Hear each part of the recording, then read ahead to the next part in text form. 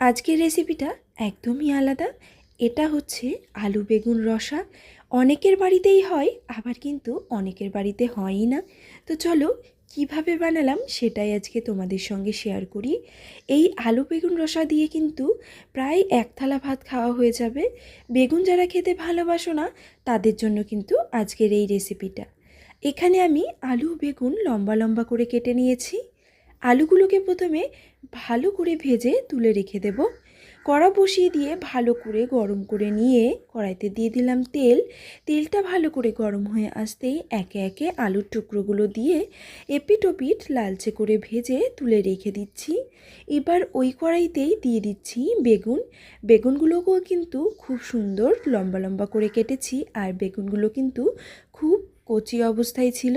দানা হয়ে গেলে কিন্তু খেতে ভালো লাগবে না, দানাগুলো মুখে পড়লে একদমই ভালো লাগে না। সেই জন্য খুব কচি দেখে বেগুনগুলো নেবে। বেগুনগুলোও খুব সুন্দর করে ভেজে তুলে রেখে দিলাম। এবার ওই কড়াইতে দিয়ে দিচ্ছি আবারও কিছুটা তেল। একটা শুকনো লঙ্কা মাঝখান থেকে ভেঙে দিয়ে দিলাম।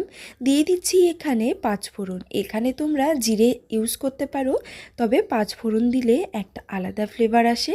পাঁচফোড়নটা দিয়ে ভালো করে সাঁতলে নিয়ে এর মধ্যে দিয়ে দিচ্ছি পেঁয়াজ কুচি। পেঁয়াজ কুচিটা একটু ব্রাউন হয়ে আসতেই দিয়ে দিচ্ছি টমেটো কুচি। টমেটো কুচি দেওয়ার পর দিয়ে দিচ্ছি সামান্য পরিমাণে নুন, যাতে টমেটোটা আর পেঁয়াজটা খুব সুন্দর নরম হয়ে যায়। সব কিছু ভালোভাবে নরম হয়ে যাওয়ার পর দিয়ে দিলাম এর মধ্যে মশলা, আদা রসুন পেঁয়াজ আর একটা বড় দেখে গোটা টমেটো ভালো করে মিহি পেস্ট করে নিয়ে মশলাটা দিয়ে দিলাম। এবার মশলাটার মধ্যে দিয়ে দিচ্ছি ধনে গুঁড়ো, জিরে গুঁড়ো, কাশ্মীরি লঙ্কার গুঁড়ো, দিয়ে দিলাম সামান্য পরিমাণে হলুদ, নুন দিয়ে মশলাটাকে খুব ভালোভাবে কষিয়ে নিলাম। কষিয়ে নিয়ে ভেজে রাখা আলুগুলো এর মধ্যে দিয়ে দিয়ে আবারও ঢাকা দিয়ে দিয়ে মিনিট পাঁচেক ধরে কষিয়ে নেব। তার আগে দিয়ে দিয়েছি আবারও কিছুটা নুন, যাতে আলুগুলোর মধ্যে খুব ভালোভাবে নুনটা ঢুকে যায়। মশলাটা খুব ভালোভাবে কষিয়ে নিতে হবে, কাঁচা গন্ধ যাতে না থাকে সেটা কিন্তু খেয়াল রাখতে হবে। মশলা ভালো করে কষানো না হলে খেতে কিন্তু একদমই ভালো লাগবে না। এটা তখন একটা কাঁচা গন্ধের জন্য টেস্টটা চেঞ্জ হয়ে যাবে। খুব ভালোভাবে কষিয়ে নিয়ে এবার এর মধ্যে দিয়ে দিচ্ছি পরিমাণ মতো জল। জলটার পরিমাণ খুবই অল্প রাখবে, যেহেতু আলু বেগুন কষা সেই জন্য একটু মাখো মাখো রাখতে হবে। আলুর মধ্যে জল দিয়ে এবার ঢাকা দিয়ে কিছুক্ষণ ফুটিয়ে নেবে। আগেই বেগুনগুলো দেবে না, তাহলে বেগুনগুলোকে আর খুঁজে পাওয়া যাবে না।